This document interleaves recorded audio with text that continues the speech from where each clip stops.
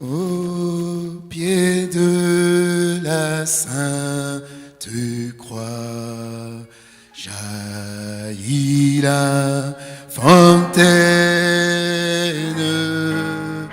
du salut que je reçois.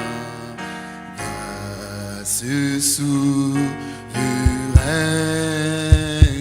Sainte Croix, Sainte Croix, Sainte Croix, à toi j'ai la vie. C'est dans le sang de ta croix que je me confie. Sainte Croix, Sainte Croix, Sainte Croix, à toi j'ai la vie. C'est dans le sang de la croix que je me confie. Que le Seigneur nous bénisse richement. Nous levons-nous s'il vous plaît. Nous lisons dans le livre des psaumes.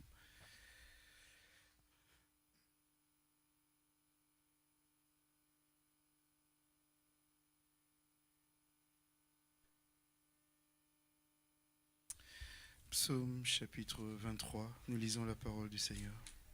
Psaume chapitre 23.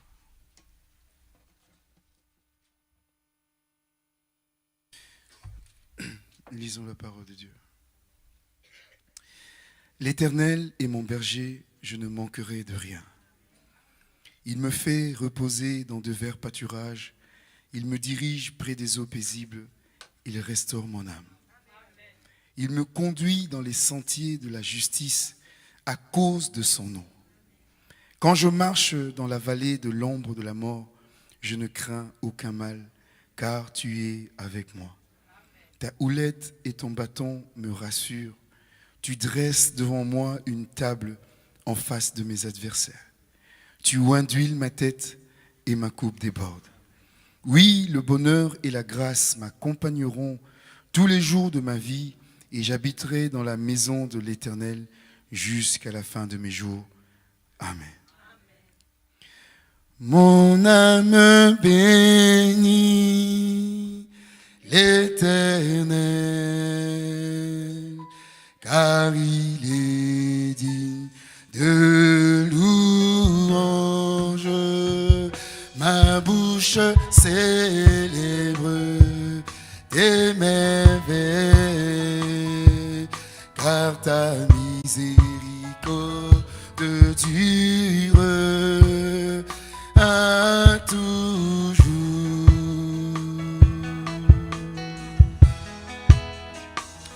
Mon âme bénit l'Éternel, car il est digne de louange. Ma bouche célèbre tes merveilles, car ta miséricorde dure à toujours.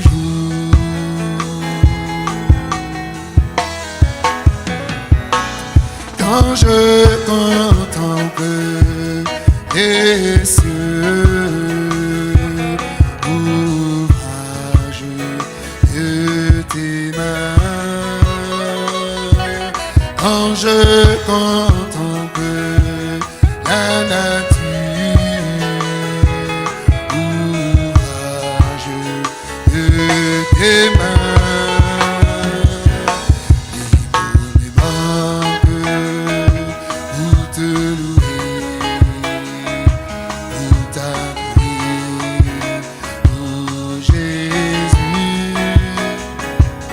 magnifique, le roi des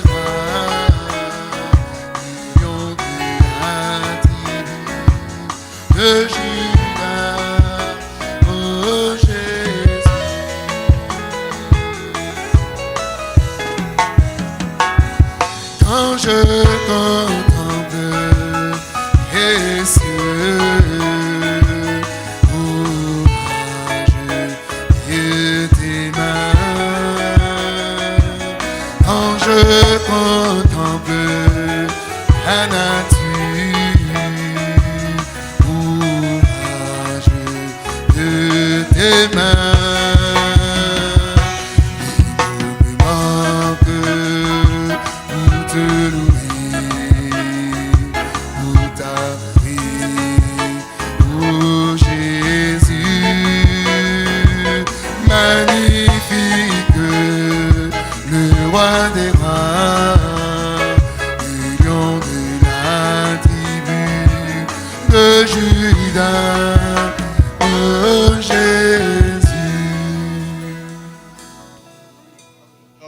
Notre Père, merci pour ce que tu es pour nous. Vraiment, nous sommes consolés et vraiment soutenus par ton puissant Dieu, parce que nous savons que tu es toujours présent, mon Seigneur. Jamais tu n'as abandonné ton peuple, mon bien-aimé Père Saint-Dieu. Nous pouvons regarder depuis la Genèse jusqu'à l'Apocalypse, mon roi.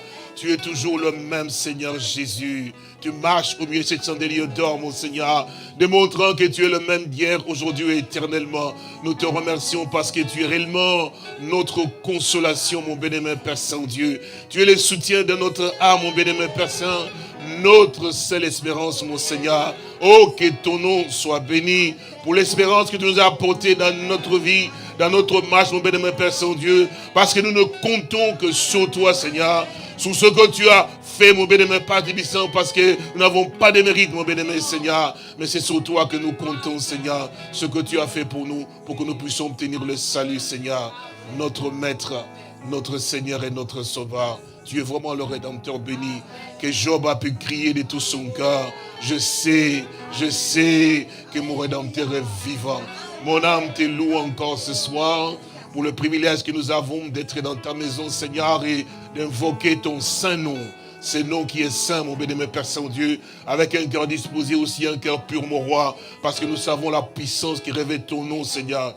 Louange et honneur à toi pour toutes ces merveilles que tu as accomplies parmi ton peuple, mon bien-aimé Père Saint-Dieu, pour tout ton peuple encore passé en différents endroits où il peut se trouver, Seigneur, qu'il soit aussi béni. Merci pour ce soir, merci encore pour les chants et les cantiques, merci encore pour la prière d'adoration, mon bien-aimé Père Saint-Dieu, merci pour la force et la santé, merci aussi pour le soutien et le secours que tu as accordé à chacun de nos participants, parce que les uns ont quitté différents endroits lointains, mais ils ont conduit jusqu'à cet endroit, bien-aimé Père Tubissant, tu les as protégés. Que ton nom soit béni. Louange et honneur à toi. Nous te remercions pour cela, Père, car nous t'avons ainsi prié au nom du Seigneur et Sauveur Jésus-Christ. Amen. Que notre Dieu soit béni. Amen. Vous pouvez vous asseoir. C'est encore un jour de grâce que le Seigneur notre Dieu nous accorde encore de pouvoir te tenir aussi dans sa présence, et ainsi qu'avec beaucoup de reconnaissance que nous le remercions, parce qu'il veut encore nous apprendre pour que nous puissions réellement être conformes à sa volonté. Notre désir, c'est de pouvoir répondre à ce qu'il attend de nous. Qu'il nous aide, qu'il travaille effectivement sur notre âme, que nous lui ouvrons effectivement aussi les portes de nos cœurs pour qu'il puisse entrer effectivement et qu'il se sente aussi libre et qu'il puisse être le maître dans notre vie et qu'il conduise effectivement chaque pas et chaque décision. Nous disons cela parce que nous réalisons qu'il connaît mieux effectivement aussi aujourd'hui et aussi demain et puis le lendemain comment les choses seront. C'est pour ça que nous avons confiance en lui et toutes choses lui appartiennent. Il contrôle chaque chose, effectivement, chaque événement sur cette terre. Rien donc ne peut arriver sans que lui le permette. C'est pour ça, nous le supplions qu'il nous aide vraiment à pouvoir apprendre, à pouvoir nous confier et totalement et vraiment sincèrement aussi en lui et d'avoir vraiment confiance en lui 100%. Parce que la manière dont il le conduit, ce n'est pas la manière dont un homme peut conduire effectivement. Et parce qu'un homme a sa façon de pouvoir faire les choses, parce qu'il ne voit que ce qu'il peut voir. Mais Dieu, notre Seigneur, il voit de loin. Et le futur aussi, c'est le futur lui appartient. Et c'est lui qui fait les futurs, en fait. Donc, c'est pour ça que nous sommes donc sans crainte. Lorsque le monde est troublé, quand on entend de nouvelles à gauche et à droite, et les gens se posent des questions, comment donc sera donc le lendemain? Mais nous pouvons leur donner la réponse. Oui, parce que nous sommes un peuple qui a eu cette grâce de ce que celui qui fait le lendemain, qui permet que les choses passent le lendemain, et celui-là qui est notre Dieu.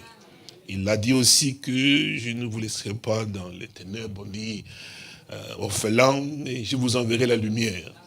Effectivement, le consolateur, l'esprit de vérité qui vous conduira dans toute la vérité. Ils peuvent monter dans l'espace, effectivement, pour chercher des choses avec des appareils, des engins, effectivement, qui demandent de fabriquer avec des milliards de dollars. Effectivement, on peut de pouvoir savoir comment le monde a commencé, effectivement. J'ai entendu celui qu'on nomme les plus grands scientifiques, la connaissance extra de la science, qui peut vous dire, effectivement, l'origine, effectivement, du monde, comment le monde a créé. J'ai l'écouté. Alors on lui a posé la question pour savoir, pouvez-vous nous dire, effectivement, d'où le monde est venu? Alors, il dit, monde est biométallique, biomagique. Donc on dit, monsieur, on veut savoir à peu près, mais le monde est venu comment? Alors la théorie qui vient, moi j'ai écouté il n'y a pas longtemps, la théorie qu'ils ont avancée, c'est la théorie du Big Bang. Bon, alors, dit, expliquez-nous alors le Big Bang, c'est quoi? On lui posait la question. Le Big Bang, c'est quoi, effectivement? Bon, il dit, c'est quelque chose, c'est Dieu. On dit, c'est pas comme, c'est pas les néants, c'est comme les néants, mais bon. Et puis, des Big Bang est sorti, alors, les atomes, et ce qu'on peut arriver à pouvoir voir, donc, sortir la vie. Mais en fait, bon, on dit, mais, alors, mais d'où vient la vie? Parce que, bon, s'il n'y a rien comme, on peut dire, bon, que c'est sorti des néants, mais comment des néants peut sortir quelque chose? Alors, il a commencé à maudire. Il est célèbre, effectivement, il ne savait plus comment répondre, en fait. Parce qu'on se pose la question de pouvoir savoir, mais il y a quand même plusieurs espèces sur la Terre. Lorsque on observe effectivement quand même la Terre, tout de même, effectivement, on voit différentes. Regardez quand on regarde par exemple l'homme. C'est pour ça que Dieu est merveilleux. Hein. Il y a plusieurs couleurs sur la Terre, parmi les hommes. Hein. Couleurs de Chinois, de Japonais, des Africains, de ceci. Donc chaque partie où l'homme, en fonction de la configuration, eh bien, Dieu donne la coloration qu'il veut. Mais ça demeure toujours un seul homme. Oui. Il n'y a pas eu deux hommes sur la terre. Il n'y a eu qu'un seul homme. Et c'est Dieu, effectivement, qui change de métabolisme, effectivement, à l'intérieur pour donner la coloration qu'il faut. Donc la couleur ne détermine pas la qualité de la personne. C'est ça qui est merveilleux. Alors, on a posé la question à un astronaute, encore il n'y a pas tellement très longtemps. Ils sont partis dans l'espace, effectivement. On dit, bon voilà, quand vous êtes montés dans l'espace, vous avez dit, quand nous sommes montés, donc on a vu, on a décollé de la Terre. J'écoutais ça et j'ai vu. C'est pas qu'on m'a raconté, j'étais présent quand on était là. On a décollé de la Terre, effectivement, et on a vu le globe terrestre. Oh là là, il dit, là, quand nous sommes montés, il dit, quand on a vu la Terre, mais elle est d'une beauté extraordinaire. On dit, il y a quelque chose qui, quand vous montez, vous la regardez, c'est une sorte d'admiration aussi profonde. Alors, on lui pose la question de pouvoir dire, en fait, est-ce que vous pensez que Dieu existe? Il dit, mais quand nous montons dans l'espace, nous regardons, il y a une admiration. On dit, il faut qu'il y ait quelqu'un qui a fait ça. Il dit, vous savez, c'est une émotion tellement que vous pleurez parce qu'on dit, mais, il est vraiment un architecte parfait. Dans tous les détails. Donc, quand on est sur la terre, on ne voit rien. Mais quand on monte, on comprend qu'effectivement, il y a un être suprême.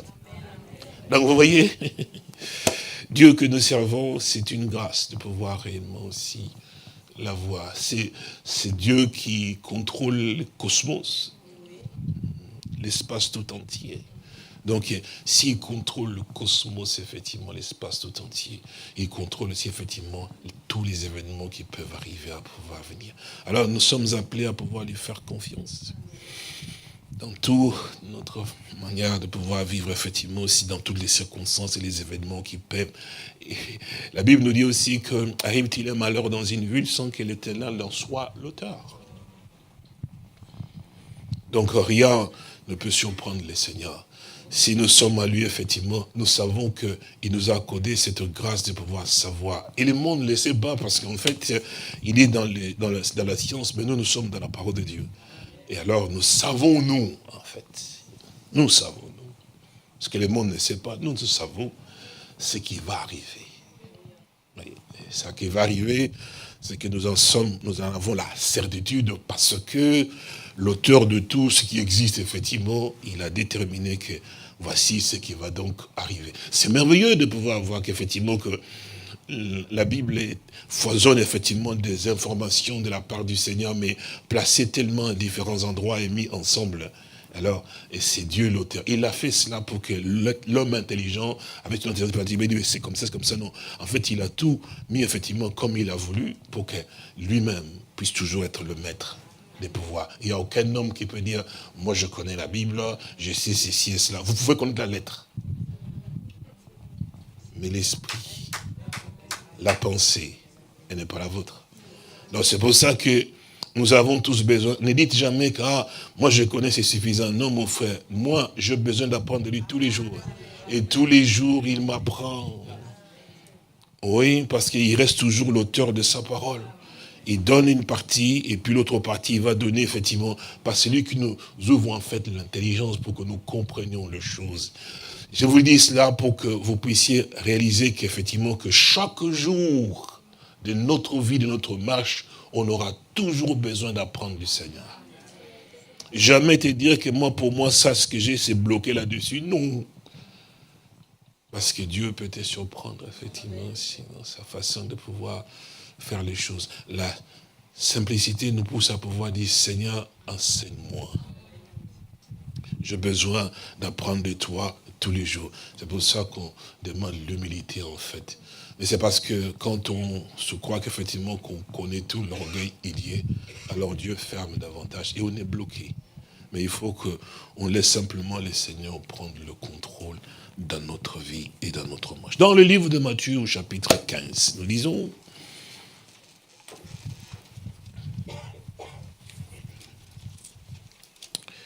Matthieu au chapitre 15. Waouh. Bah, nous allons lire quand même un peu, simplement lire beaucoup. Ouais, bah. Lisons Matthieu chapitre 15. Le verset 1 dit, alors des pharisiens et des scribes vinrent de Jérusalem auprès de Jésus et dirent, pourquoi tes disciples transgressent-ils la tradition des anciens? Car ils ne se lavent pas les mains quand ils prennent leur repas. Il répondit, et vous, pourquoi transgressez-vous le commandement de Dieu au profit de votre tradition? Car Dieu a dit, honore ton père et ta mère. Et c'est lui qui maudira son père ou sa mère sera donc puni de mort. Mais vous dites, c'est lui qui dira à son père ou à sa mère, ce dont j'aurais pu t'assister est une offrande à Dieu, et il n'est pas tenu donc d'honorer son père ou sa mère. Vous annulez ainsi la parole de Dieu au profit de votre tradition. Hypocrite, Ésaïe a bien prophétisé sur vous quand il a dit, ce peuple m'honore des lèvres, mais son cœur est éloigné de moi. C'est en vain en fait qu'il m'honore en enseignant des préceptes qui sont donc de commandements d'hommes. Amen.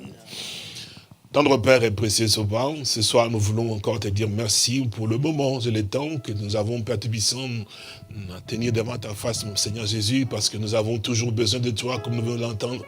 Que tu puisses toujours continuer à pouvoir nous instruire. Tous les jours, nous aurons toujours besoin de toi jusqu'à ce que tu viennes, mon Sauveur, parce que nous voulons davantage, Père Saint-Dieu, être positionnés, Père Saint-Dieu, afin que nous puissions être dans ta volonté et ce que tu veux que nous puissions pouvoir accomplir, que tu nous aides à pouvoir être dans la position où toi, tu nous aides à voir réellement aussi agir comme tu le veux. Sois béni, car nous t'avons ainsi prié, au nom de Seigneur Jésus-Christ. Amen.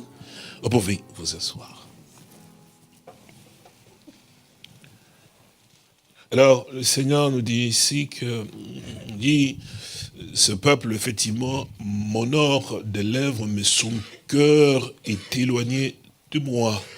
Et c'est en vain qu'il m'honore en enseignant donc des préceptes qui sont donc le commandement d'homme. Il s'agit donc de cœur, en fait. Toujours la parole de Dieu insiste sur le cœur, parce que c'est de là que viennent tout en réalité. Oui. C'est pour ça que dans le verset qui sont donc suivants, au verset 10, il dit, ayant appelé donc à lui la foule, il lui dit, écoutez et comprenez, ce n'est pas ce qui entre dans la bouche qui suit l'homme, mais c'est ce qui sort de la bouche, c'est ce qui suit l'homme. Et puis il continue disant, alors les disciples s'approchèrent et lui dirent, mais sais-tu que les pharisiens ont été donc scandalisés des paroles qu'ils ont donc entendues? Il répondit, toute plante que n'a pas planté mon Père Céleste sera déracinée. C'est assez clair, hein? Parce que vous ne pouvez pas être scandalisé par la parole qui est la parole de Dieu. C'est pas normal, frères et sœurs. Et quand la parole de Dieu sort pour vous, vous vous sentez effectivement comme c'est vous qui êtes visé quelque part. Et c'est comme ça qu'ils se sont sentis en fait. Je dis scandalisés, c'est comme s'ils étaient en fait visés en fait d'une certaine manière. Le Seigneur a voulu placer les choses à leur juste place. Et ils ont cherché à pouvoir donner effectivement aux hommes ce que eux ils voulaient effectivement, qui n'avait rien à voir avec la parole de Dieu. Donc mauvaise interprétation de la chose effectivement en réalité. Mais là, le Seigneur a voulu que les choses soient placées pour que le peuple de Dieu comprenne quelle était vraiment la pensée de Dieu lorsque Dieu a parlé dans Lévitique, effectivement, au chapitre 11, effectivement, quand il a eu à pouvoir parler en rapport avec les animaux qu'il ne fallait pas manger, ni toucher, effectivement, parce que quand vous mangez, vous le touchez, effectivement, vous êtes donc souillé. Et il devait comprendre, effectivement, de quelle manière Dieu parle, effectivement, de la souillure en question. Et là, il est venu, parce que si vous vous souvenez très bien, parce que c'est toujours en rapport avec cela, quand Pierre était donc là, au-dessus, il tombait en extase, effectivement, il attendait de pouvoir manger, parce qu'il était là au-dessus, il priait, c'est la 6e, je pense, là, il tombait en extase, il vit donc le ciel ouvert, et quand ce qu'il a vu une nappe qui tombait, effectivement, avec tous les quadrupèdes, en fait, de la terre. Donc, c'est-à-dire que tous les animaux que Dieu avait donc interdit au peuple d'Israël, Lévitique 11, avait interdit au peuple d'Israël de pouvoir manger. Et là, le Seigneur lui dit, Pierre, lève-toi, tue donc et mange. Il a répété, effectivement, nous pouvons les lire maintenant dans Actes chapitre 10 pour que nous puissions voir cela. Il a répété cela en disant, Actes chapitre 10, et je pense que c'est cela, oui. Il dit, verset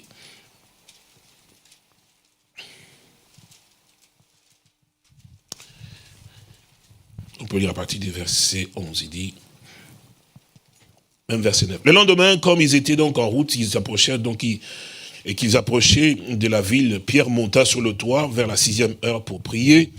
Il eut faim et il voulut manger, et pendant qu'on lui préparait à manger, il tomba en extase. Et il vit donc le ciel ouvert, un objet semblable donc à une grande nappe attachée par les 4 coins qui descendait et s'abaissait vers la terre, et où se trouvaient donc tous les quadrupèdes et les reptiles de la terre et les oiseaux du ciel. Et une voix lui dit, lève-toi Pierre, donc tue et mange. Mais Pierre dit, non Seigneur, car je n'ai jamais rien mangé de souillé ni d'impur. Donc, et c'est comme ça qu'il a répondu, effectivement, parce qu'il savait que ces choses-là étaient donc interdites si vous le touchez. C'est à cela que les pharisiens, les scribes, effectivement, faisaient donc référence en parlant, effectivement, parce qu'il était dit qu'il faut se laver les mains, ils se mangent sans se laver les mains, ainsi de suite, effectivement. Donc, ils avaient été là, en fait, dans une exponente, et donc, ils ont d'autres faire des traditions comme le Seigneur les dit. Alors, le Seigneur, ici, répond, toute plante, verset 13 dans Matthieu 15, verset 13, toute plante qui n'a pas planté mon Père Céleste sera donc déracinée. Laissez-le, ce sont des aveugles qui conduisent des aveugles. Si un aveugle conduit un aveugle, ils tomberont tous deux dans une fosse. Pierre, prenant la parole, lui dit, explique-nous cette parabole. Jésus dit, vous aussi êtes-vous encore sans intelligence? Ne comprenez-vous pas que tout ce qui entre dans la bouche, vous entendez cela, non? Tout ce qui entre dans la bouche va dans le ventre, puis est jeté dans le lieu secret. Mais ce qui sort de la bouche, ce n'est plus la nourriture, non? Vient donc d'où ce? C'est pourquoi il dit ici, ce peuple mon nom de l'air, mais son cœur est éloigné de moi. Vous entendez cela? Donc il dit, donc, mais ce qui sort de la bouche vient donc du cœur. Et c'est ce qui sort là, c'est ce qui souille l'homme. Vous entendez cela? Car, pourquoi? C'est du cœur que viennent les mauvaises pensées. Voilà pourquoi le Seigneur insiste toujours. Et il a eu à pouvoir le dire aussi dans l'Ézéchiel et partout aussi. C'est important, c'est ici que j'ôterai de votre cœur, de votre corps, le cœur de pierre en fait. Vous vous souvenez de cela? Et je vous donnerai un cœur de chair. Donc c'est-à-dire qu'il a donc fait la promesse de donner un cœur nouveau. Parce que quand nous lisons ce que le Seigneur lui vient nous dire ici, il dit ce n'est pas ce qui entre dans la bouche d'un homme, parce que ce qui entre dans la bouche d'un homme va dans le ventre et puis après dans le lieu secret. Cela ne suit pas l'homme. Mais c'est du cœur donc que viennent, il dit, mais c'est ce qui sort, mais ce qui sort de la bouche, ce qui sort de la bouche vient donc du cœur, et c'est ce qui suit l'homme.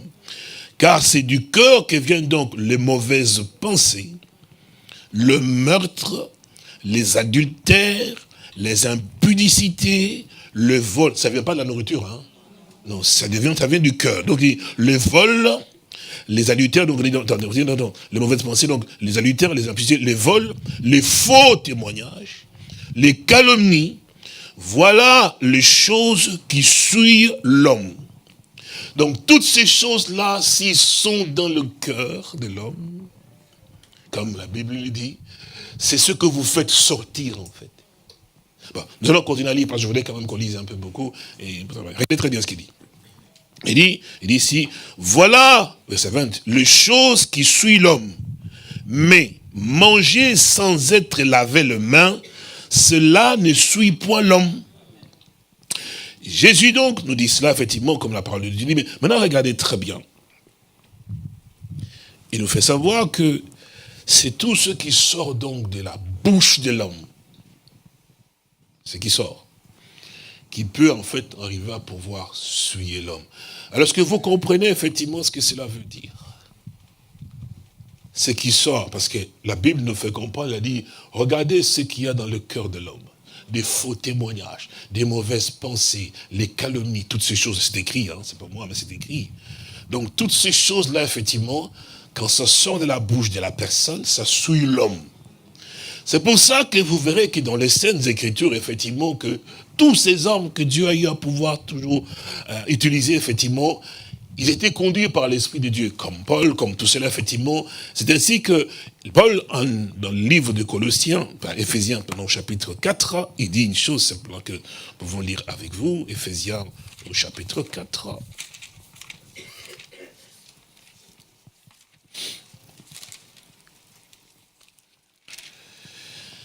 Éphésiens au chapitre 4, il nous fait savoir ici à partir du verset 29, je pense que c'est cela, oui.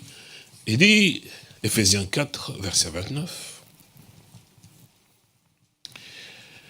il dit qu'il ne sorte de votre bouche aucune parole mauvaise. Est-ce que vous entendez cela?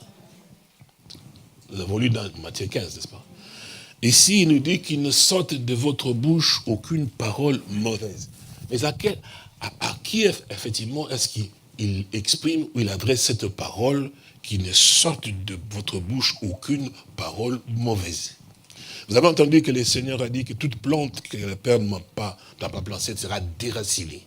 Donc, ça référera effectivement à la réaction, effectivement, de qui ça? Des pharisiens et des scribes, effectivement, qui ont été scandalisés. Vous vous souvenez? Alors maintenant, il fait comprendre effectivement qu'est-ce qui était, effectivement, qui suit effectivement l'homme. Ce n'est pas ce que l'on mange, qu'on mangeait sans être lavé les mains, qui peut essuyer l'homme, effectivement, mais c'est ce qui sort de la bouche de l'homme. Alors maintenant, tout homme, effectivement, naturel en réalité, sa nature est comme ça.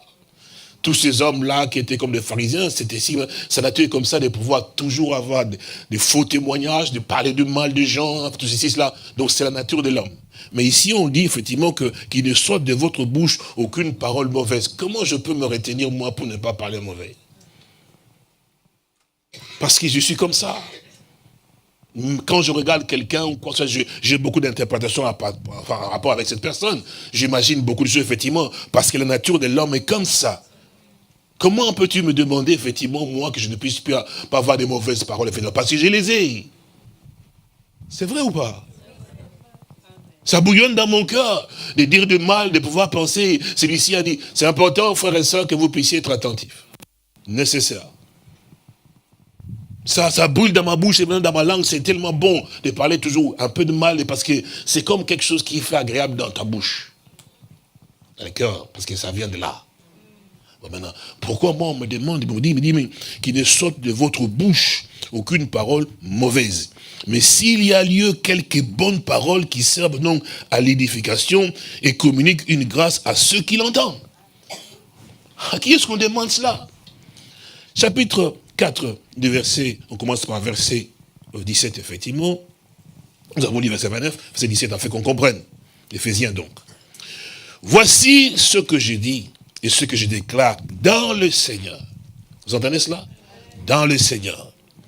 Ce que vous ne devez plus marcher comme les païens qui marchent selon la vanité de leurs pensées. Donc quand nous sommes, nous, dans le Seigneur, parce qu'avant, nous n'étions pas dans le Seigneur. Mais quand nous sommes dans le Seigneur, alors il y a un changement de pensée, de manière de pouvoir concevoir les choses. Alors parce qu'il dit, c'est pour ça, c'est à ceux-là que l'homme de Dieu s'adresse effectivement. Donc, il dit, verset 10, il dit, mais ils ont l'intelligence obscurcie, les païens. Ils sont étrangers à la vie de Dieu, à cause de l'ignorance qui est en eux, à cause de l'endurcissement de leur cœur. Vous entendez cela? Ayant perdu tout sentiment, ils se sont livrés à quoi? À la dissolution, pour commettre toute espèce d'impureté jointe à la cupidité. Toujours les païens. Mais vous, maintenant s'adressant à vous qui êtes dans le Seigneur. Mais vous, ce n'est pas ainsi que vous avez appris Christ. Si du moins, maintenant vous l'avez entendu, et si conformément à la vérité qui est en Jésus, c'est en lui que vous avez été instruits. À quoi? À vous dépouiller. C'est-à-dire que le Saint-Esprit a fait un travail. Parce qu'on ne peut pas vous demander de faire quelque chose dont Dieu ne vous a pas rendu capable. Non, dans le monde, il ne peut pas nous dire nous sommes des mondains. Nous vivons comme des mondains. On sait qu'il va parler des blagues, effectivement, aussi infâmes. Ça, c'est notre vie. On ne peut pas dire non, parle bien, non, ta langue est habituée au mal. Mais maintenant, si on te demande que tu parles bien, c'est parce que Dieu a fait un travail. Donc, il t'a rendu capable de tenir ta langue à bride. Oui, tes pensées aussi. Il ne peut pas dire que je ne suis pas capable. Non, il nous a rendus capables. Il me l'a dit ici. Il dit, ayant, mais vous, verset 20, ce n'est pas ainsi que vous avez appris Christ. Si du moins vous l'avez entendu, si conformément à la vérité qui est en Jésus, c'est en lui que vous avez été instruits donc à vous dépouiller. Écoutez bien, eu égard à votre vie passée, du vieil homme qui se corrompt par la convoitise trompeuse, et à être quoi? À être renouvelé dans l'esprit de votre intelligence, et à revêtir qui ça? L'homme nouveau créé selon Dieu dans une justice et une sainteté qui produit donc sanctifie-les par ta vérité, ta parole est. C'est pourquoi, on dit parce que ce travail a été fait en vous, mon frère et ma soeur. Vous êtes devenu capable. Il dit, c'est pourquoi, il dit maintenant, il dit, mais renoncez au mensonge. Et que chacun de vous parle selon la vérité à son prochain. Pas étant double. Non, mon frère.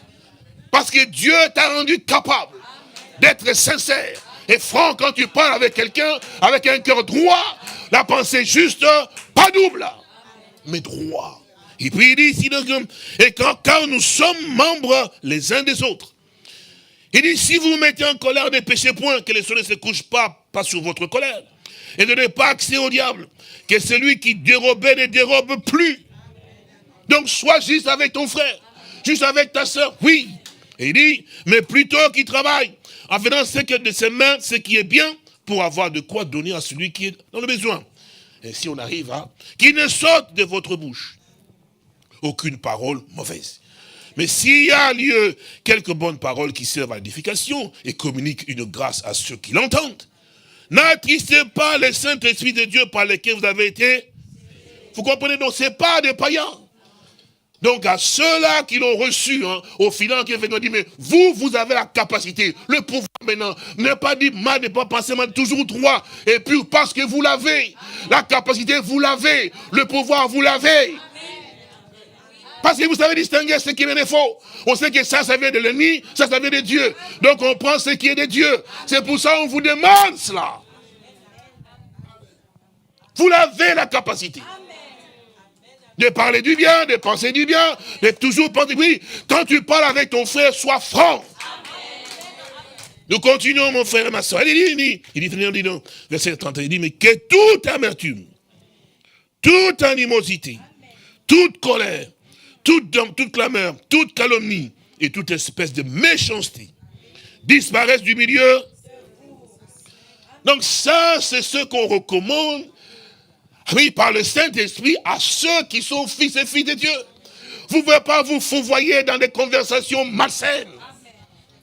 Toujours dans les problèmes, dans ceci, cela. Et quand tu regardes, il pense toujours double. Il te dit, oui, c'est bien, mais les dents derrière, il pense autrement. C'est pas un fils de Dieu, ça. Il y a toujours l'animosité, méchanceté. On cherche pas, mais là, il dit, mais que tout cela disparaisse du milieu de vous. On s'adresse aux fils et aux filles de Dieu. Comme le Seigneur dit, mais toute plante qui n'a pas planté mon Père sera déracinée. C'est sûr ça. Alors nous continuons. Il dit, verset 32, il dit, soyez bons les uns envers eux, compatissants, vous pardonnant réciproquement comme Dieu vous a pardonné. C'est vrai qu'il dit en racisme, fait ces sentiments-là, le sentiment de pouvoir avoir pardonné et toujours oublié, pas toujours, ah, moi on m'a fait, ce n'est pas nécessaire. Ce n'est pas nécessaire. Le Seigneur a fait de nous ce que le monde ne pouvait pas faire. Regardez le verset suivant qui dit, nous continuons au chapitre 5, il dit, mais devenez donc les imitateurs, parce que j'ai dit qu'on va peut-être vite, devenez donc les imitateurs de Dieu comme des enfants, oui, et marchez dans la charité, vous connaissez, non? À l'exemple de Christ qui nous a, et qui s'est lui-même, et qui s'est livré lui-même à Dieu, pour nous, comme une offrande, un sacrifice de bonne. C'est pour ça que nous disons qu'il est notre seule espérance. Incapable que nous sommes, nous a rendus capables. Non, que son Saint-Nom soit béni. Et c'est lui-même livré pour nous, en fait. Je ne sais pas si vous comprenez, je crois que vous comprenez, pour que toi et moi, nous puissions être rendus capables, frères et sœurs. Parce que nous ne pouvions rien avoir de bon en nous. Mais il a fait pour nous rendre capables d'être bons et agréables à Dieu. Et on continue ici, il dit, verset 3 dit, que l'impudicité, vous dites bien, que l'impudicité, qu'aucune espèce d'impureté, et que la cupidité ne soit pas même nommée parmi vous, ainsi qu'il convient à de ça. L'impudicité, toute espèce d'impureté, la cupidité. Verset 4, il dit, chapitre 5, verset 4, il dit, qu'on n'entende ni paroles déshonnêtes, ni propos insensés, ni plaisanteries, choses qui sont contraires à la bienséance, qu'on entende plutôt des actions de grâce. Les gens du monde, les collègues de travail, tout ça, ils peuvent faire des plaisanteries, ceci, mon frère et ma soeur, qu'on ne te trouve pas là-dedans. Non, votre façon d'être doit être différente. Vous êtes un peuple, que Dieu te bénisse, ma soeur. Vous êtes un peuple mis à part, ma soeur bien-aimée, que Dieu te bénisse aussi. Et vous êtes un peuple mis à part. Il dit, mais puisque je suis saint, vous aussi, vous devez être saint. Ça ne doit pas être quelque chose qu'on vous oblige, non, mon frère, non, vous devez sentir le besoin de dire, mais mon Père est saint. Je veux lui être agréable. Frère, je ne peux pas comprendre comment on ne peut pas comprendre ces choses. Ah mais bon, c'est question d'esprit de sémence. Alors, il dit, verset suivant, il dit, car, verset 5, sachez-les bien, aucun impudique, ou impur, ou cupide. Vous connaissez cela, non? La cupidité, l'impudicité, vous connaissez tout ça, vous connaissez. Ou cupide, vous êtes sûr, hein? C'est-à-dire, idolâtre. Je répète encore, car sachez-le bien, aucun impudique ou impur ou cupide, c'est-à-dire idolâtre, n'a d'héritage dans le royaume de Christ et de Dieu. C'est-à-dire que si toi, ces genres de choses sont toujours en toi, tu vas venir, hein, tu vas chanter, tu vas tout faire, comme il dit, ce peuple m'honore seulement de lèvres. Vous entendez, nous l'avons lu dans Matthieu chapitre 15, hein, il dit, ce peuple, verset 8, il dit, ce peuple m'honore de lèvres, mais son cœur est éloigné de moi. C'est en vain qu'il m'honore, c'est en vain qu'il m'honore, en enseignant effectivement des préceptes qui sont des traditions dont le commandement donne. Il dit, mais la crainte qu'il a de moi n'est qu'un précepte simplement des traditions humaines. Vous vous souvenez, dans Isaïe 28. Verset 5, nous avons lu, effectivement, au verset 6, il dit, que personne ne vous séduise par de vains discours, car c'est à cause de ces choses que la colère de Dieu vient donc sur le fils de la rébellion. Verset 7. N'ayez donc aucune part avec eux. Autrefois, vous étiez donc ténèbres, et maintenant vous êtes donc lumière dans le Seigneur. Marchez comme des enfants, car le fruit de la lumière consiste en toutes sortes de bonté, de justice et de vérité. Examinez ce qui est agréable au Seigneur et ne prenez point part aux œuvres infructueuses des ténèbres, mais plutôt condamnez. Donc, ne soyez pas, frère, souvent on prend plaisir à pouvoir étendre nos oreilles pour écouter, pour aller dire, vous avez vu, ces jours-là, pendant ce dimanche, vous avez vu, ils ont fait ceci. Mon frère et ma soeur, il ne faut pas être un fils du malin. Il faut que notre bouche soit fermée, que nous puissions simplement dire à nos frères, à nos soeurs, des choses qui les... Et d'ailleurs, je pense que dans les Saintes Écritures, dans Colossiens, encore on en parle, effectivement, si nous pouvons prendre Colossiens, je suppose que c'est cela.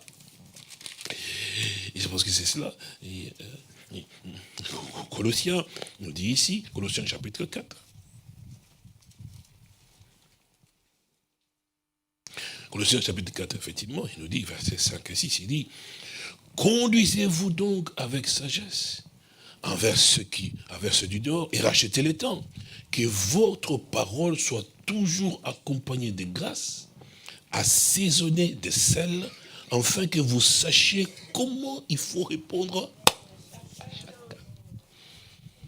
Quand quelque chose n'est pas conforme, ne faites pas pour dire, bon, si je fais comme ça, je ne vais pas avoir d'amis. Vous n'avez pas besoin d'amis qui ne disent pas, non.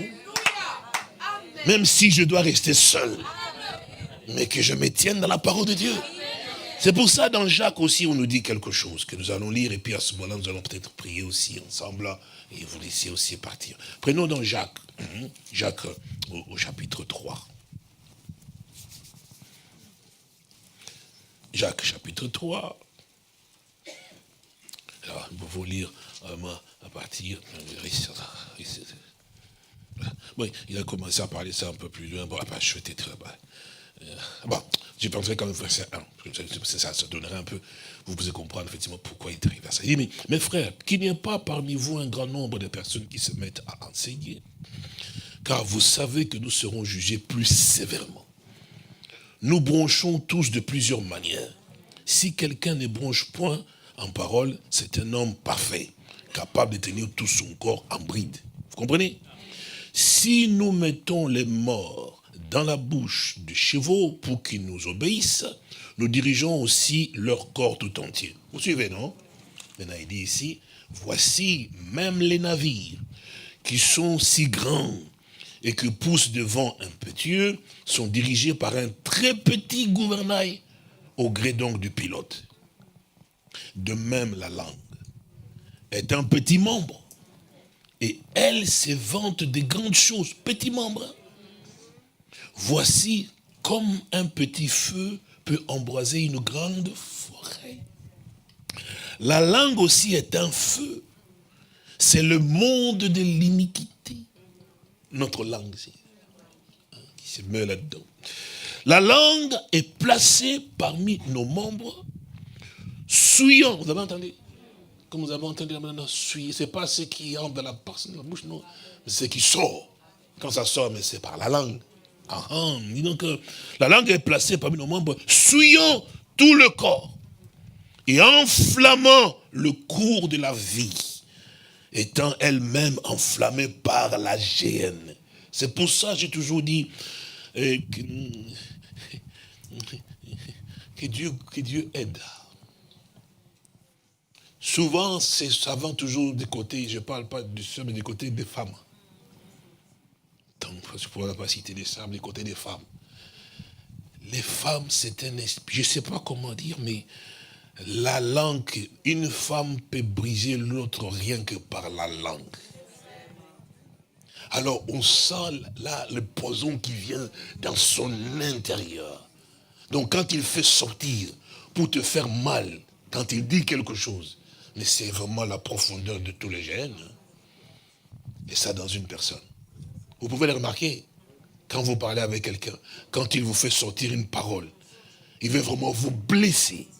Alors il prend tout son poison à l'intérieur. Il ne peut pas puiser ça chez les serpents. Il puise ça dans son intérieur. Donc s'il veut dire que si c'est le serpent qui a le venin, c'est qu'à l'intérieur, il y a quelque chose qui a à voir avec les serpents. Oui, observez-vous. Et j'ai vu simplement, en fait, même une petite comme ça, la manière dont on l'a fait sortir. J'ai dit, mais Seigneur, comment c'est possible? Elle va rentrer en vous, elle va vous blesser et vous pleurer. Une parole seulement. Ça veut dire que la personne qui l'a prise. Et vous savez, cette méchanceté est en vous. Hein? Ah ben bien sûr que oui. Ah ben oui, sœur, oui. Vous pouvez nier, mais c'est vrai. Vous connaissez même si vous faites l'hypocrite. Ah non. On voit quand vous parlez, quand vous sautez une parole, comment vous voulez tuer la personne. Ça sort un peu comme ça. Oui. Ah, il faut vraiment une grâce de Dieu. Une délivrance profonde pour que cette langue-là, que Dieu la nettoie. Parce que vous ne vous rendez pas compte que si vous la gardez comme ça, vous ne verrez jamais le Seigneur. Ah non. Bon, nous continuons. Il dit, verset 6. La langue aussi est un feu, c'est le mot de l'iniquité. La langue est placée parmi nos membres, souillant tout le corps et enflammant le cours de la vie, étant elle-même enflammée par la géhenne. Toutes les espèces de bêtes et d'oiseaux, des reptiles et d'animaux marins sont domptés et ont été domptés par la nature humaine. Mais la langue, aucun homme ne peut la dompter. Et elle est agréable quand vous l'avez dans votre bouche. Hein. Ah, quand vous faites sortir des choses, effectivement, quand vous êtes dans le pouvoir critiquer, parler du mal, quand vous mettez les accents, pour qu'on voit que celui-là, il est mauvais, effectivement. C'est comme ça que vous êtes. Et vous ne vous rendez pas compte qu'effectivement, que la même langue que vous utilisez, effectivement, en rapport avec celui-là, lui aussi, il va l'utiliser aussi pour vous. Parce que quand il va entendre que tu as parlé de moi comme ça, moi, il va aussi utiliser aussi sa bombe. Hein. Donc quand il va aussi faire sa mitraille, effectivement, il ne va pas te laisser. Hein. Et oui, c'est cela la guerre. La langue, toujours, en fait. Alors la Bible dit, mais la langue, aucun homme ne peut la dompter. C'est un mal qu'on ne peut réprimer. Elle est pleine d'un venin, que Dieu soit béni, mortel. Vous ne direz pas que c'est les frères Léonard qui l'a dit, hein. C'est écrit dans la Bible. Elle est pleine, je le lis encore, et vous entendez bien, on n'arrive pas à moitié. Hein. Est-ce que vous comprenez? Parce qu'on dit, on dit elle est un peu, on dit elle est un peu. Non, on dit elle est pleine, donc remplie donc, hein, de quoi ça? D'un venin mortel. Alors il dit, c'est-à-dire que par la langue, vous pouvez tuer quelqu'un. Vous dites, moi je n'ai rien fait, parce qu'on va vous demander, vous avez tué beaucoup. Hein. Seigneur, je n'ai jamais tué, moi j'ai toujours été un saint ou une sainte. Ah, il dit, mais tu as une arme que tu as utilisée, que tu as tué beaucoup. Tu as été critiqué des gens, oui bien sûr, tous ces critiques effectivement que vous avez propagées à gauche et à droite pour dénigrer un homme qui sert Dieu, tout ça, ça vous sera compté mon frère. Oui bien sûr, mais oui, parlant du mal, oui, et voilà, tout ça parce que vous voulez tuer son influence. Bien sûr que cela. Vous avez tué quelqu'un, vous êtes donc un meurtrier. Seigneur, je n'ai jamais fait, je te loue de tout mon cœur maintenant, mais tu sais, ta langue à toi, depuis que je t'ai parlé, qu'il ne soit de votre bouche aucune parole déshonnête, effectivement, mais tu n'as jamais écouté, toujours la même chose. Tu reviens toujours à pouvoir, celui-ci, celui-là, mais tu tues des armes, en fait. Pourquoi il y a parfois certaines personnes qui disent, mais je ne sais plus venir à l'assemblée, pour quelle raison? Mais c'est qu'avec votre langue. Vous avez refroidi beaucoup de gens qui voulaient se donner à Dieu. Vous les avez tués. Je veux que tout le monde entende ça. Ceux qui sont absents, rappelez-le, s'ils peuvent écouter encore, vous le faites écouter ça. Beaucoup de gens se sont refroidis. Ils ne veulent pas. Oh, mais parce que là-bas, il y a telle sœur qui nous dit ça, c'est si. Oui, il y en a eu tellement. D'autres qui veulent fouiller, effectivement. Ça, mais si vous ne vous rendez pas compte du travail qui s'est fait, les gens qui pleurent à cause de votre langue. Vous asseyez là, tu as vu, et c'est ça, que ce soit des grands-mamans, ici, des grandes, ça c'est des moyens, des jeunes aussi, effectivement, avec leur machin qui toujours aller, toujours. Mais vous tuez les gens, vous ne vous rendez pas compte. Beaucoup se sont refroidis à cause de vous. Frères et sœurs, vous aurez beaucoup à répondre, effectivement, devant les seigneurs. Oh, je suis innocent, je m'envolerai. Tu t'envoleras nulle part. Avec toutes ces âmes que tu as tuées. Toi, sœur, oui. Toi, frère, oui. Tu parles pour te faire passer précis, mais tu tues quelqu'un d'autre. Donc, tu as mal parlé, vous allez tuer quelqu'un d'autre. Et c'est ça, donc, les gens sont tués. Et puis, l'autre, et toi aussi, quand on a parlé, puis toi aussi, tu as parlé aussi. Vous vous tuez mutuellement aussi. Et c'est comme ça aussi que, quand nous venons, chantons Dieu, oh, là, on sait, mais en fait, on sent que vous chantez, mais en fait, il n'y a pas. Vous avez beau, hein, vous dansez, mais l'intérieur, c'est ici, jeune homme, toi, regarde-moi un peu ici, c'est pas ici que tu dois comprendre. Donc c'est pour ça que nous chantons, c'est important ça, très important. Nous chantons ceci et cela, et nous prions Dieu. En fait, vous faites seulement c'est au-dessus en fait. Mais votre intérieur, vous sentez que c'est bloqué quelque part. C'est pour ça que les anges veulent agir. Mais bien sûr, vous sentez que quand on chante l'atmosphère, il va effectivement, Seigneur vient. Mais vous savez que c'est comme si c'est bloqué. Les prophéties ne viennent pas, parce qu'il y a un problème. Bien sûr que oui. Le Saint-Esprit n'agit pas, mais c'est à cause de vous. Vous avez tellement tué, vous avez tellement parlé, et vous venez, en fait, vous trouvez que c'est normal. Nous n'avons rien fait. Mais c'est ça, en fait. Mais par contre, vous avez vraiment détruit. Refroidi. Les uns comme les autres, effectivement. Continuons, parce que nous allons terminer. Alors, il dit, verset 19, voilà. Donc, verset 8. Mais la langue, aucun homme ne peut la dompter. C'est un mal qu'on ne peut réprimer. Elle est pleine d'un venin mortel. Par elle, nous bénissons le Seigneur, notre Père. Et par elle aussi, nous maudissons les hommes faits à l'image de Dieu. Il faut vraiment être dans l'aveuglement quand même. Que tu dis, Seigneur, je te bénis, je te loue, je t'aime, mon Seigneur, sois béni. Mais tu maudis ton frère, tu maudis ça, tu parles du mal. Celui-là, je ne vais même plus le voir. Tu ne vais même pas le répéter. Alléluia, je t'aime, mon Jésus, par la même langue. Quand tu te trouves à quelqu'un d'autre, tu dénigres l'autre, tu le mitrailles avec ta langue pour qu'effectivement, qu'il ne se relève plus. Et puis tu viens, Seigneur, je te loue. Mais tu as détruit ce que Dieu a créé. Et Dieu veut qu'il puisse vivre effectivement par ta langue. Bon, nous continuons. Alors il dit ceci, il dit, verset 10, il dit, de la même bouche sortent la bénédiction et la malédiction. J'aimerais bien que tous ceux qui sont absents, qui viennent ici à l'assemblée, parce qu'on vient beaucoup plus dimanche, effectivement, qu'ils aient l'occasion, que vous puissiez, tous ceux que vous connaissez, qu'ils aient l'occasion d'écouter ce que nous entendons. Nos frères, nos soeurs. Est-ce que vous me suivez? Je crois que les diacres vont veiller sur ça. Donc que tout le monde, tout un chacun, réentende ceci. Pour que personne ne dise, ah, je ne savais pas, je suis innocent. Personne n'est innocent. Peut-être toi qui es absent, c'est ta langue qui a détruit beaucoup ici.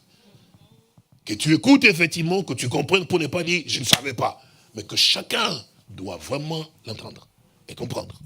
Alors, il dit, verset 10, de la même bouche sortent la bénédiction et la malédiction. Il ne faut pas, mes frères, qu'il en soit ainsi.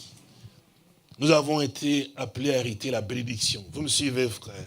Donc nous sommes appelés à pouvoir simplement bénir. Et quand on dit à quelqu'un, oh mon frère, que Dieu te bénisse, il faut que ça soit vraiment la bénédiction que tu prononces pour les frères. Parce que quand tu dis que Dieu te bénisse, que ça ne soit pas de ton cœur, tu maudis la personne. Vous ne savez pas, mais c'est ça. C'est en fait la malédiction que vous prononcez sur la personne. Autant lui dire, ne rien dire. Mais dire, ah, que Dieu te bénisse, effectivement, ça c'est l'hypocrisie. Donc vous ne bénissez pas la personne, mais vous maudissez la personne. La même bouche, en fait. Qui bénit Dieu et qui maudit la personne. Alors, continuons. Il dit, la source, verset 11. Mais la Bible dit ici, hein, il ne faut pas, que mes frères, qu'il en soit ainsi. Par le bien au Fils et Fille de Dieu, vous comprenez? La source fait-elle jaillir par la même ouverture l'eau douce et l'eau amère? C'est pas possible, hein? Une seule source que tu goûtes ici, et te donnera, c'est douce, et puis après, ah, encore c'est amer. Donc toutes les deux, donc la même source, donne l'eau douce et l'eau amère. C'est pas possible, hein? Est-ce que c'est possible? Non. Alors il dit, mais non. Il dit, verset 12, il dit, un figuier, mes frères, vous connaissez les figuiers, non? Peut-il produire des olives? Ça serait terrible. Un figuier, et puis on va voir les figuiers, et bien il y a aussi des olives qui poussent sur les figuiers. Ça serait anormal. Parce que dans un figuier, il n'y a que des figues. Avoir les deux, c'est anormal. Alors il dit, ou une vigne de figues. Non, hein. De l'eau salée ne peut pas non plus produire de l'eau, c'est ce que la Bible nous dit. Lequel donc d'entre vous est sage et intelligent? Nous l'avons entendu. Amen. Dimanche. Amen, amen. Eh bien, pour la question, lequel d'entre vous est sage et intelligent? Parce qu'on a posé la question, où est la demeure de la sagesse et aussi de l'intelligence? Vous vous souvenez, non? Les deux. Et si on nous pose la question, pour ne pas qu'on n'oublie pas non plus dimanche, hein, qu'on se rappelle. Ma soeur, vous me suivez, s'il vous plaît? Lequel d'entre vous est sage et intelligent, qu'il montre ses œuvres par une bonne conduite, avec la douceur de quoi? Voilà. C'est-à-dire que votre conduite, votre façon de démontrer effectivement que vous avez quelque chose de divin en vous. Peu importe la personne qui est en face de vous, peu importe ce qu'il peut arriver à pouvoir faire, il ne peut pas te pousser à changer, à devenir un loup. Non, quand tu es une brebis, tu resteras une brebis. Peu importe la personne, si le berger, il va taper, il va taper, il va taper. Que Dieu soit béni. Même si le berger tape, effectivement, je resterai tout la brebis. Jamais je vais me changer en loup.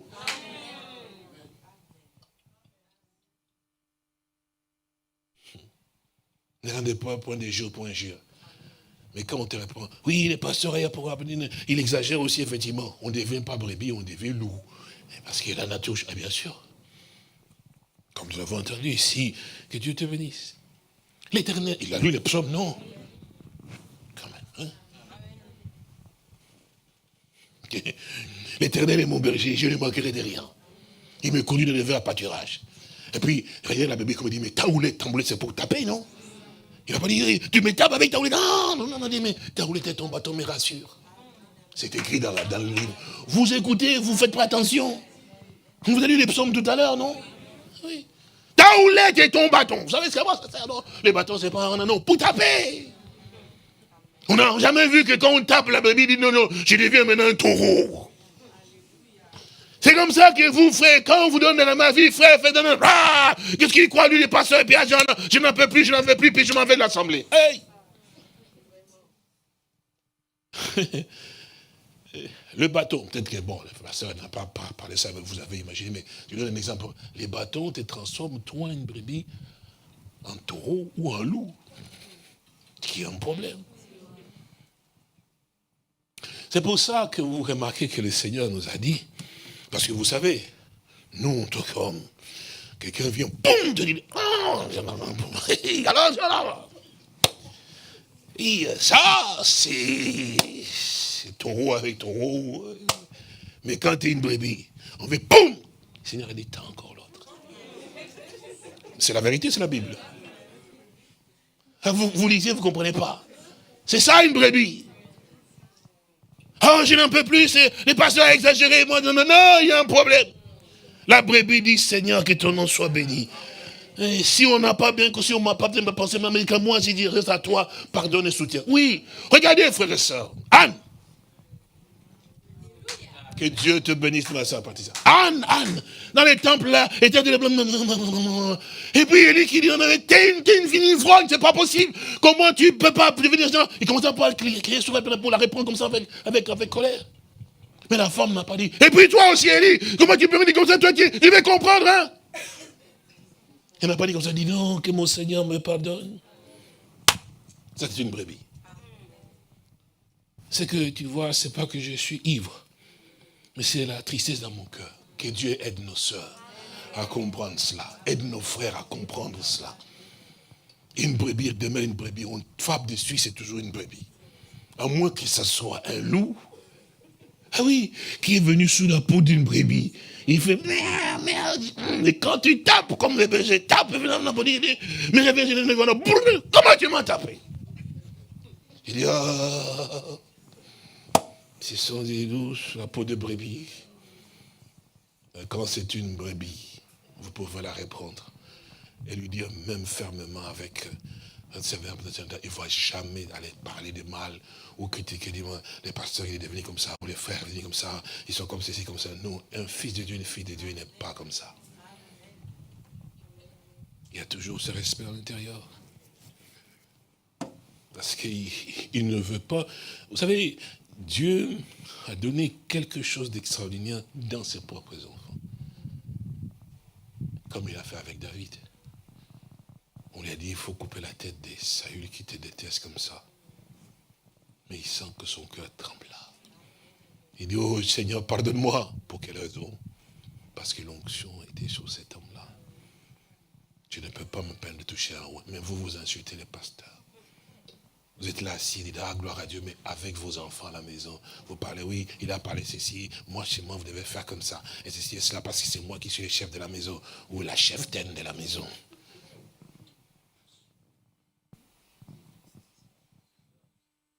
Oui, toutes ces choses-là, c'est quand vous allez parler, vous rassembler, pour leur montrer que vous connaissez plus que les pasteurs, vous savez tout, et puis vous, ça vous dit absolument rien, mais vous les envoyez en enfer. Et vous montrez que vous n'êtes pas une brebis, en fait. Vous êtes là simplement pour chercher quoi parler, effectivement, pour créer du trouble, en fait, parmi les peuples de Dieu. Nous continuons, puis nous terminons. Alors, il dit. Donc, lequel d'entre vous, verset 13, d'entre vous est sage et intelligent, qu'il montre ses œuvres par une bonne conduite avec la douceur de la sagesse. N'est-ce pas vrai? Mais si vous avez dans votre cœur un zèle qui est amer, un esprit de dispute, tout le temps. Dans tous les problèmes, on te trouve toi. Dis-moi, je ne suis pas, je suis innocent, mais tu es toujours là-dedans, si tu es quand même comment, tu es innocent, ici on t'a trouvé, demain on t'a trouvé, toujours toi innocent. Partout où tu passes, il y a toujours celui ou celle qui enflamme quelque part. Si c'est un zèle amer, effectivement, un esprit de dispute, ne vous glorifiez pas et ne mentez pas contre la parole de Dieu est toujours vraie. Quand tu as ça, tu es comme ça, alors tu n'es pas encore délivré. Ou soit tu es de la sémence du malin. Suivez. Vous me suivez. Je continue la Bible. Cette sagesse-là n'est point celle qui vient d'en haut. Mais elle est terrestre, vous entendez, non? Charnelle et comment? Et comment? Diabolique. Donc, il vient des démons, des diables, effectivement, des démons. Vous me suivez, hein? Car là où il y a un zèle amer, un esprit de dispute, tout le temps, tu ne veux pas qu'il y ait la paix parmi les gens. Tu veux toujours, moi, je veux que ça fasse... Frère, non, il faut qu'on puisse trouver quand même la paix. Le Seigneur nous a laissé la paix. Nous devons avoir la paix. Alors, il dit, un esprit de dispute. Il y a donc là, car là où il y a un zèle amer, un esprit de dispute, il y a du désordre et toutes sortes de mauvaises actions. La sagesse d'en haut est premièrement pure. Ensuite, gloire à Dieu, modérée, conciliante, pleine de et de bons. Vous connaissez les fruits, non? Les fruits de l'esprit, n'est-ce pas? Ah oui. Exempté de, et ça c'est important, exempté de quoi? De duplicité et d'hypocrisie. Ça, c'est un esprit qui est dans beaucoup. Ils sont doubles, ils te parlent comme ça, mais derrière, il a déjà formulé ce que... Donc, que Dieu ait pitié de moi, c'est pas possible. Mais pourquoi ne pas être vrai? Ça ne coûte rien. Tu parles à quelqu'un, mais sois avec un cœur droit, sincère et propre.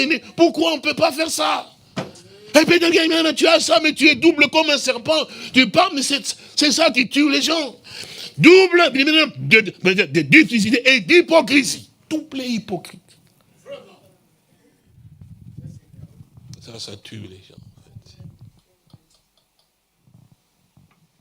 Pourquoi prenons pas ton plaisir à la vérité? Il dit que chacun parle à son prochain selon la vérité. C'est simple, mon frère. Pourquoi je dois me tracasser? Mais tu as été double pour que il dit. Finalement, quand même, sachez que vous qui êtes double, la duplicité, ça va se savoir quand même. Tu fais des efforts pour rien. On saura que tu es une double, ou que tu es double, et que tu es hypocrite, on le saura. Même parfois, de toute façon, ils le savent, mais ils ne te disent pas. Tu souffres là, mais tu veux te dire, mais on sait que tu es hypocrite. Tu as fait les mêmes, on sait que tu es hypocrite. Bon, oh, oui, mon frère, oui, mais on sait que tu es hypocrite. On ne pas tellement, on reste en disant, tu es hypocrite, mais on sait. Donc tout ça, tu ne te tues pas, tu dis, oh, je lui ai dit, mais il a fait un travail inutile. Parce que on sait que tu es double. Quand tu dis, oh, je t'aime, je sais bien que tu ne m'aimes pas parce que ton cœur, et par les actes que tu fais. Moi, c'est très bien que tu ne m'aimes pas, mais tu parles de mal de moi. Je ne te dis rien, mais je prie seulement pour toi. Que le Seigneur vous bénisse. Lèvons-nous. Tendre Père et précieux Sauveur, nous voulons te dire merci encore ce soir pour la grâce que tu nous as accordée d'être là, Père. Je te prie pour que ton peuple demeure dans la paix, Seigneur. Et que réellement que tout esprit mauvais qui peut pousser ton peuple à pouvoir avoir des paroles déshonnêtes, mal placées, des calomnies, oh Dieu, fourvoyant, des mauvaises pensées, Père Saint-Dieu, qui peut monter pour pouvoir s'aimer des désordres parmi ton peuple ici, mon Sauveur, mon Père Puissant, que cela soit complètement ôté, Seigneur. Que ton ange à toi veille, mon béni, mon Père Puissant, Dieu. Afin que la sainteté, Père Tibissant Dieu, la pureté, Père Tibissant Dieu, la droiture dans le cœur, mon bénémoine Père Tibissant, les sentiments vrais et purs, mon bénémoine Père Tibissant, domine dans ton peuple, bénémoine Père Saint-Dieu, qu'il reste dans la paix, mon bénémoine Père Tibissant Dieu, Seigneur, le pensée purifiée, les mauvaises consciences, bénémoine Père Tibissant Dieu, comme la Bible dit, que tout ce qui est pur, ce qui est vrai, ce qui est digne de loi, Père Tibissant Dieu, le pensée pure et propre, bénémoine Père Tibissant Dieu, dans la pensée, mon Père Dieu, soit l'objet de vos pensées. Est-ce que tu l'as dit, mon bénémoine Père Saint-Dieu? Garde ton Père, mon bénémoine Père Tibissant Dieu, que l'ennemi soit tenu tellement au loin, mon bénémoine Père Tibissant. Leur pensée purifiée, mon bénémoine Père Tibissant Dieu. L'amour vrai, pur, mon bénémoine Père Tibissant Dieu. Et sincère aussi, mon bénémoine Père Tibissant. Mon Jésus, mon roi, agis, Père Dieu, parce qu'il s'agit de ton œuvre, mon bénémoine Père Saint-Dieu, et que ta bénédiction leur soit accordée, que ta grâce et ton soutien leur soient accordés, Seigneur, et qu'ils vivent dans la paix, mon bénémoine Père Saint-Dieu. Merci. Merci pour ce que tu es. Merci pour ce que tu fais, Seigneur. Ce que tu as toujours fait pour nous, Seigneur. Tu veux nous ramener dans la voie juste, mon bénémoine Père Saint-Dieu. Le cœur nettoyé, purifié. Le pensée, mon bénémoine Père Tibissant, plus de calomnie. Oh Dieu, plus de mauvaises pensées sur l'un comme l'autre. Oh moi, louange et honneur à toi, Père Saint-Dieu. Aie pitié de nous, mon sauveur. Libère les captifs, mon bénémoine Père Saint-Dieu. Sanctifie-les par ta vérité. Ta parole est vraiment la vérité qui sanctifie mon roi. Seigneur Jésus, je t'en supplie encore. Oh Dieu du ciel, la pureté, la sainteté, la droiture, mon bénémoine Père Saint-Dieu. Je t'en supplie, mon roi. Ôte, Père Saint-Dieu, tout ce qui est mauvais, Père Saint-Dieu. Oh Jésus-Christ, mon roi. Tu as dit qu'il n'en soit pas ainsi parmi vous. Que cela soit ainsi, Père Saint-Dieu, qu'il n'en soit pas ainsi, mais que nous puissions être saints, saints, saints à l'éternel. Que ton peuple soit simplement, Père Saint-Dieu, concerné par ta parole à toi, dans la simplicité, dans l'humilité, comme tu l'as dit, Père Saint-Dieu. Oh Jésus, mon roi, aide-nous à avoir ta sagesse et ton intelligence et être rempli de toi, et que dans les jours à venir, que ton peuple marche au pas, mon bénémoine Père Saint-Dieu, et qu'il vive pour ta gloire. Béni soit ton Saint, mon roi. Louange à toi, loin soutien. Je te demande cette grâce. Au nom du Seigneur et Sauveur Jésus-Christ.